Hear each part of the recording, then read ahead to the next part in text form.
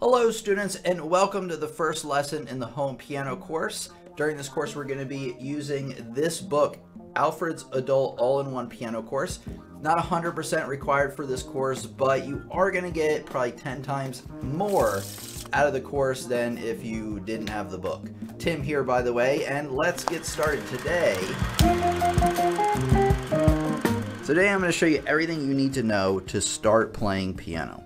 Specifically, what we're going to be talking about is the introduction to playing, so some exercises to get you started, basically like how to sit at the piano, things like that. And then after that, we're going to be talking about getting your hand into the right position with C position, playing some simple like right hand and left hand exercises, and then we're actually going to finish out by talking and playing a couple of pieces on the grand staff. So a lot to cover today. This is kind of like an accelerated thing. I do have a lot of other lessons on the channel in case you need some more reinforced learning.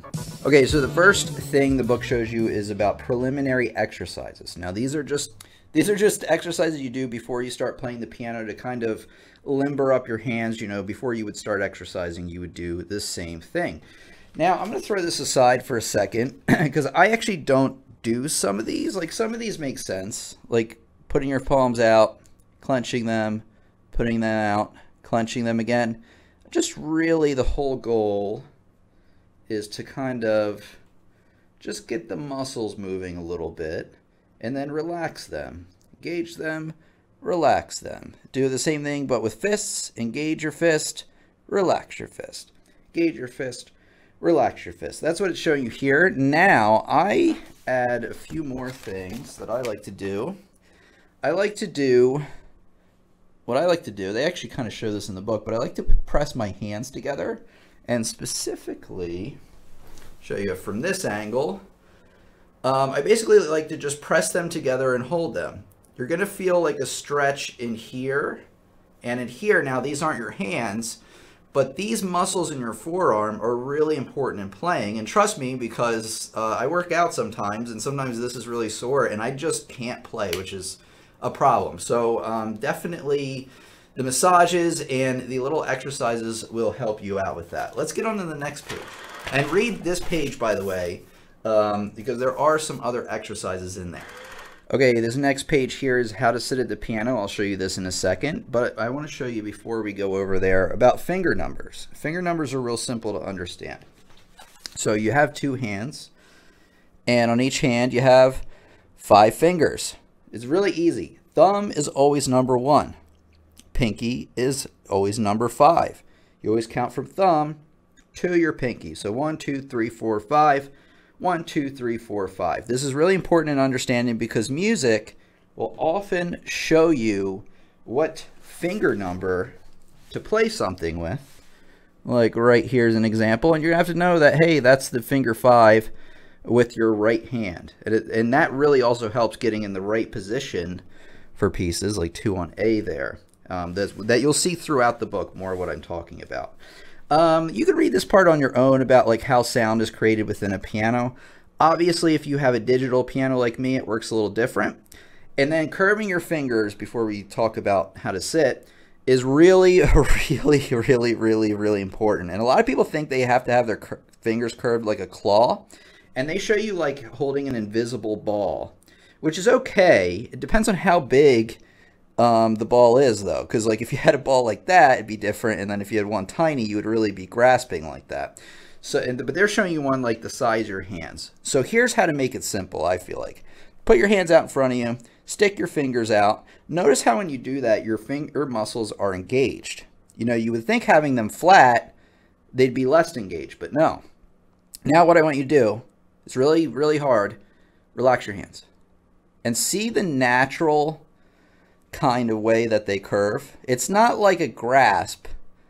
It's more just of a natural kind of thing.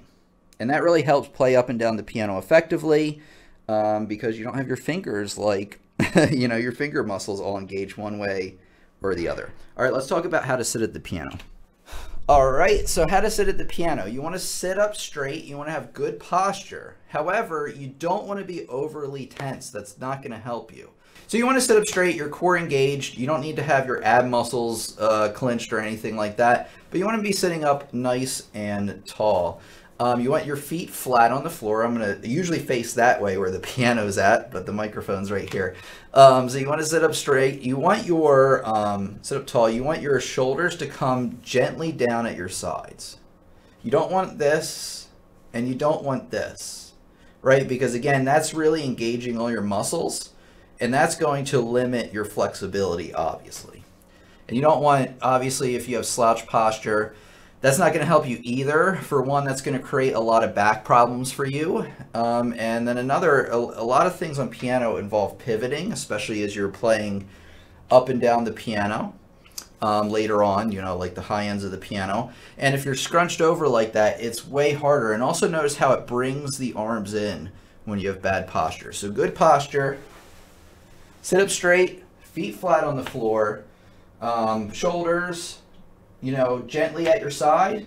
And for a beginner, I don't know if you could hear all that because of the microphone, but I just said all the stuff. But if you're a beginner, that's really all you have to know. I know there's things like the Alexander technique that I'm actually not that familiar with. But for a beginner, that's all you got to know. And it's in the book for you. So you always want to be reading over this stuff, even if we talked about it in the lesson, just for reinforcement. Now, we're going to talk about the keyboard layout. Before we do that, I just want to name one thing, or talk about one thing, and that's the music alphabet. The music alphabet goes from A down to G, and then it repeats over and over and over and over and over again. So it's always A, B, C, D, E, F, G, A, B, C, D, E, F, G, A, B, C, D, E, F, G. Now, what I also want you to do is practice saying it backwards from G. G, F, E, D, C, B, A. G, F, E, D, C, B, A. And you're going to see later on why you want to do that. So practice that. Write this down. Practice saying the musical alphabet forwards and backwards, and try to get it backwards as best. I feel like I'm going to slap somebody. As best as you can. Okay, the layout of the keyboard. You know what? You can read all this on your own. Let's go to the keyboard. Okay, so as you can see, the keyboard, the piano keyboard, is made up of groupings of 2 black keys, 3 black keys, 2 black keys, 3 black keys, 2 black keys, 3 black keys, there they are. Sorry, my head's not turned the right way because of the microphone. But anyway, just notice that pattern of 2 and 3 over and over and over again. Now, also notice that there's white keys on there. The reason you want to notice the pattern of 2 and 3, 2 and 3 black keys is because depending on where these groups of 2 or 3 are actually going to tell you where on the piano each note is. So for example, the first note we learn on the piano is generally middle C. So what I want you to do is find a group of black keys right in the middle of the piano. You want to take the black key all the way to the left, and then you want to go down one directly to the left, and that's always going to be middle C, right before the groupings of 2 black keys. So you have another one up here, and then you go down into the left, that's C. And you notice they're actually labeled here on the layout I have for you, so you can see that they're all labeled C. Now, if you go one up in the alphabet, what is it? It's D. Well, D is going to be right there on the piano. Same thing with E, F, G. And then what happens after G? H? No, we go back to A. So that's why you want to practice saying your musical alphabet over and over and over again, again and again and again, and backwards, because you can then go backwards in the musical alphabet. A, G, F, E, D, C, B, A. So it'll just save you a lot of time being able to go forwards and backwards. You can also do this. You can either count forwards and backwards. I actually recommend you do a combination of this and something else. Count forwards and backwards, but then also memorize where each note is in relation to the 2 and 3 black keys. So for instance, D is always in the middle of the 2 black keys. And like F is always to the left of the 3 black keys, B is always to the right. So spend some time memorizing each location of a note. Maybe pick one note a day. Like, okay, I'm going to figure out where C is today. Tomorrow, I'm going to really figure out where D is in the middle of those 2. E is to the right of the 3 black keys. I'm going to work on that the next day. Then I'll work on finding all the F's, then all the G's, then all the A's, and then after that, and then all the B's, and then you mix them all together, and then see like if you can name a note at random and find it. So G. Oh, now I've been doing this a long time so I can find it, but you want to basically get it to that point where you don't even have to think about it that much. It just comes to you, but it is going to take practice, and make sure in the beginning that you're practicing this every day. We'll talk about practice at the end, by the way. All right, on to the next thing. We have lots to cover. All right, I recommend you read about isometric exercises here. We have a lot to cover today, so I will not be covering all that. We talked a little bit about that, though, in the beginning. All right, right hand warm-up, and then quarter notes and all the such. So while we have the sheet music in front of me, we're going to talk about the quarter note and the half note. So now we're learning about notes finally. Only took a few minutes. So a note, every note, with the exception of one, has a head, which is that circle. The head can either be filled in, or it can be not filled in, or it can be empty. I guess that's the answer. The quarter note, if you see that, with the filled in head, it's a short note, it says, and it's going to get the count of 1. So what you're going to do is you're going to go over to your piano, and you're just going to say 1. 1. Doesn't matter what note it is. 1. 1. There you go. So that's a quarter note. Pretty simplistic, I would say. Half note's the same thing. I guess I should have showed you while I'm here. It is the open head, and you're just going to count 1, 2. 1, 2. 1, 2. Just like that. All right, so we're going to take a look at this right hand C position. And I'm going to show you what that's all about. So this is basically how to get your hand in position for a lot of these beginner pieces. So what they're telling you here is they're saying you have your fingers numbered 1 through 5. Oh, hey, it's coming back again that we can use, or coming back to bite us, rather. So what they're showing you is they want you to find middle C. Remember that one. And they want you to line up finger 1, which is your thumb with your right hand, with middle C, and then line up your next consecutive fingers, 1, 2, 3, 4, 5, on these 5 notes, from C to D, E, F, and then finally G. And that's what's called C position. This probably sounded terrible, but and then remember that you want to have your fingers curved and not flat. Okay, so taking a look at this right hand warm up. All they're showing you is that you're getting your hands in C position. I'm gonna have to find a better place to put this microphone. But anyway, you get your hands in C position, and you just play up from C to G, and you do that twice. All quarter notes. And then the second line, it's going from G down to C. You know, all quarter notes. So you're not holding the notes. And then for the last line, you go from C G, play G again, back down to C. All right, let's move on to the next page. I did talk about the quarter note, half note. You might want to, we're going to play this measure right here, or this line here at the bottom. Now, you can play this on any note. We're just going to play it on C. I'm going to play it with my left hand so I can still talk into the microphone. And what we're going to do is we're going to count out the quarter notes and the half notes. For a quarter note, we're just going to count 1. Doesn't matter if we have them a bunch in a row. 1, 1, 1, 1. And then the half notes, we're going to count 1, 2. So you ready? Here we go. Here's the first measure. 1, 1, 1, 1. Second measure. 1, 1, 1, 2. Third measure. 1, 1, 1, 1, 1, 2, 1, 2. Now you may be thinking, how fast should you be counting these? You should be counting these, especially at first, very slow. You know, it's not necessarily a second, the quarter note. It's just one count. So you could go 1, 1, 1, 1, 1, 1, 1, and those are all quarter notes technically. Or you could go 1, 1, 1. So long as they're even in between, and that the half notes in comparison are twice as long as your quarter notes. Okay, so here we have Ode to Joy. I'm going to kind of let you go on this one on your own, only because they have the finger numbers written for you. They have the notes written in for you, and they actually didn't write in the amount of beats everything has, but I think you probably Get the picture. So do that on your own. Let me know how you did with that in the comments if you have any trouble, and I'll help you out. Okay, so here's the treble clef sign right here. It's that fancy looking G. Now, and this is actually showing you where this note is on the piano. So this note G right here, by the way, it's called G clef sometimes. It's mostly known as treble clef, but as you can see, it kind of looks like a fancy G. And it's telling you really that the middle, like the bullseye of the clef, that's where G's at. So there's G, and specifically on the piano, it's right there. Now you can do this on your own. I've gotten better at drawing the treble clef over the years. I'm still not perfect, but you know, if you want to trace them, you can. As a piano player, you don't absolutely have to. If you want to become a real music student though, then you have to at least draw something that resembles a treble clef. Draw a line of treble clefs. Let's see if I can do it.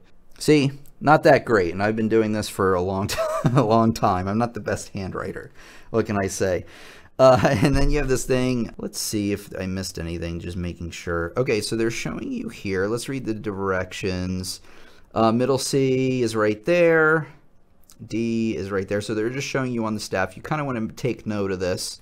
You don't have to absolutely memorize it right now, but just to understand what it's telling you. And then you want to write the name of each note in the box below it. So they have C here for us. I'm going to do the first few, D, E, and then you can do the rest on your own because it's actually really simple. Same thing with this. One thing they're showing you actually is that the music has a staff, right?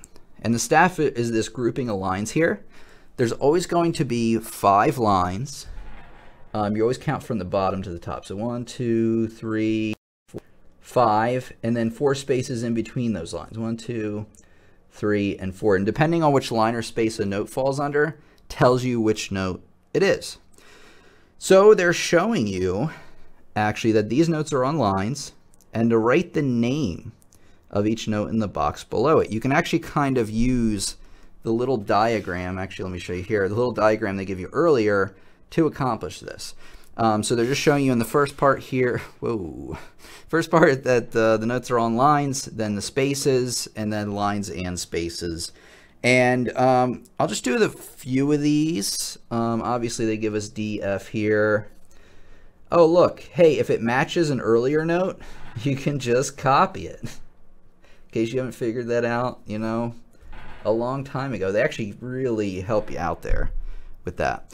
You got middle C here on an island by itself below the staff. By the way, notes can fall, you know, either below or above the staff, and those are called ledger lines. We're going to learn about those later. So fill this in. I think you got it. Left hand warm-up's the same as the right hand warm-up. However, I want to show you. Okay, so all it's showing you is to get in the C position this time. Remember that middle C, at least for what we were talking about before, was reserved for the right hand.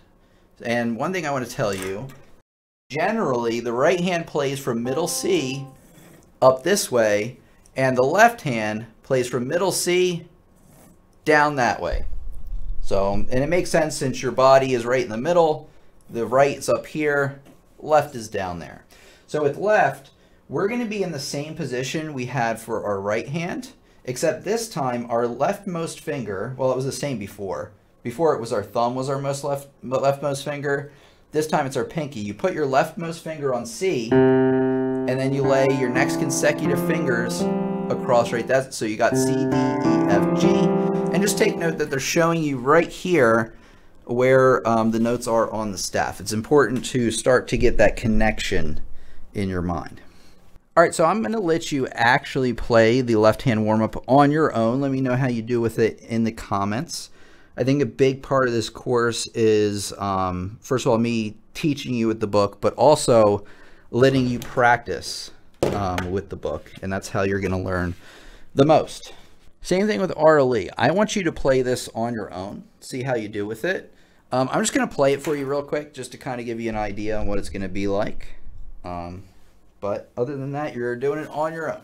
And play it as slow as you need to go.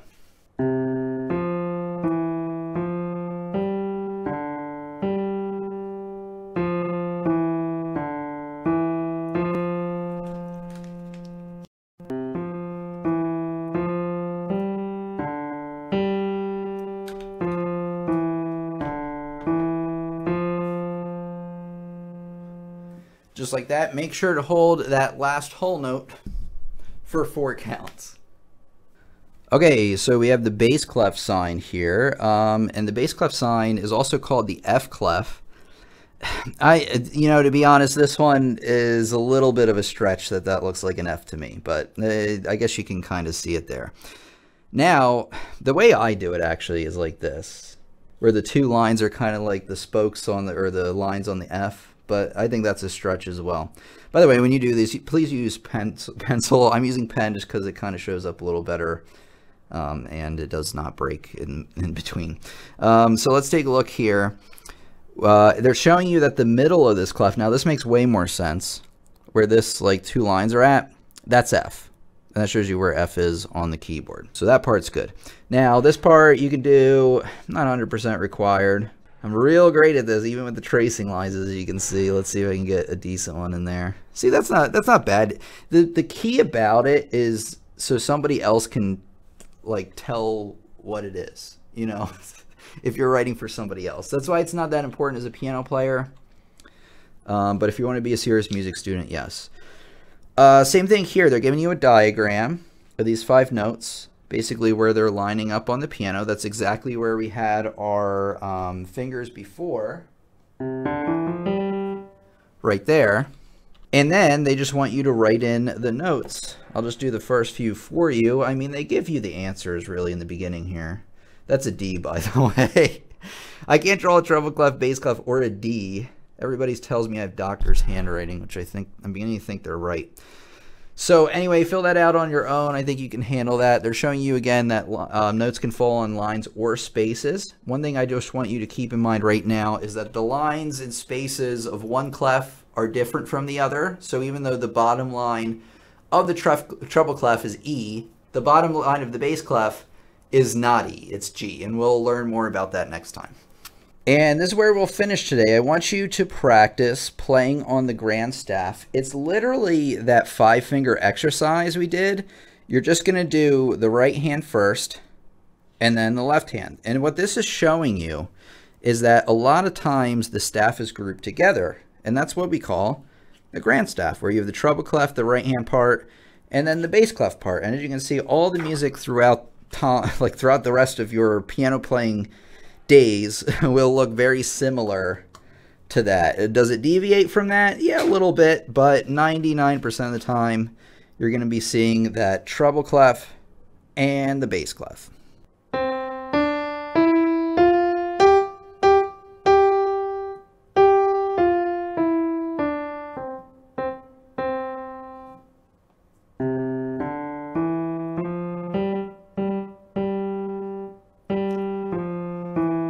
Notice there's 2 dots at the end there. That is what we call a repeat. You have to play the song again.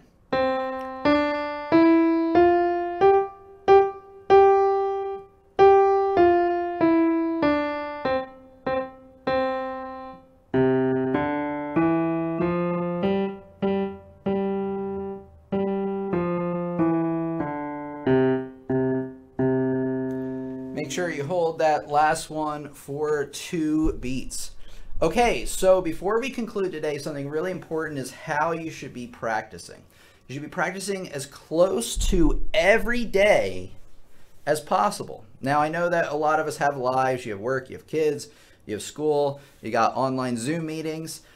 So, you know, if you can get 5 days, that's wonderful. 7's optimal, 5's great. 3 is okay. 3 is like bare minimum. That's the same thing like with working out too. You want to get like 3. You know, 1 or 2 days will help you a little bit, but 3 is where you want to be at. 5, well, 3 is like minimal, 5 is great, and then 7 is like spectacular. You're going to make probably the best, not probably, you'll make the best results with 7. Now, how long should you be practicing each day? You should be practicing about a half hour each day. What I would do just in the beginning here, run through the pages that we talked about. Make sure you read the fine print on all of it. I may have missed a couple of details here or there because I know this stuff already, so I'm more likely to glance over something. So make sure you really understand what the book's telling you, what we talked about today. Watch the lesson over again if you need. And practice like anything that's a piece or an exercise that you just want to go boom, boom, boom, boom, boom, play them through. I would play through each one twice. And then if you get through the whole thing in less than half an hour, go through and find where you struggled the most and do those again. So this has been your piano teacher, Tim, here. Of course, we're going to have the next lesson for you right there in the home piano course. Thank you for coming by today. Make sure you subscribe, all notifications turned on, because we have new lessons coming out all the time. Thanks so much for coming by today, being my student, and I'll see you, you, in the next lesson. Have a great day.